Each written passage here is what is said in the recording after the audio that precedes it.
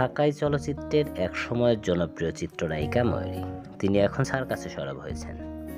বর্তমানে সিনেমার বাজার শোচনীয় উল্লেখ করে তিনি তার এমন সিদ্ধান্তের কথা জানিয়েছেন। সম্প্রতি গণমাধ্যমকে ময়ূরী জানিয়েছেন, অর্থের প্রয়োজনে পরিবার পরিজন নিয়ে চলতে গেলে সংসারে টাকা লাগবে।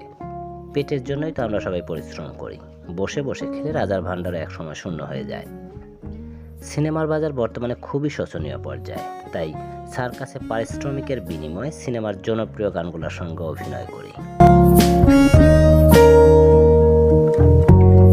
এর আগে ময়ূরী জানিয়েছিলেন, তাকে পলিটিক্স করে সিনেমা থেকে বের করে দেওয়া হয়েছে। নায়িকারা আমার নামে দুর্নাম ছড়াতো, আমাকে অশ্লীল নায়িকা বলে প্রচার করা হতো। এখন টুকটাক স্টেজ শো করি, তারপরেও আমি অনেক ভালো আছি।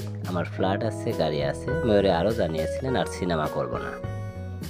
বিয়ের পরপরই আমি সেই সিদ্ধান্ত নিয়েছি। আমার এখন 2টি সন্তান, তাদের নিয়ে আমি ব্যস্ত থাকি। সবাই আমার জন্য দোয়া করবেন।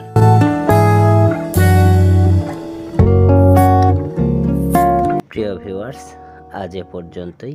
ভিডিওটি ভালো লাগলে ভিডিওটিতে একটি লাইক করবেন, আর পরবর্তীতে এ ধরনের আরও ভিডিও পাওয়ার জন্য চ্যানেলটিকে সাবস্ক্রাইব করবেন। আর যারা পূর্বেই সাবস্ক্রাইব করেছেন তাদেরকে অসংখ্য ধন্যবাদ।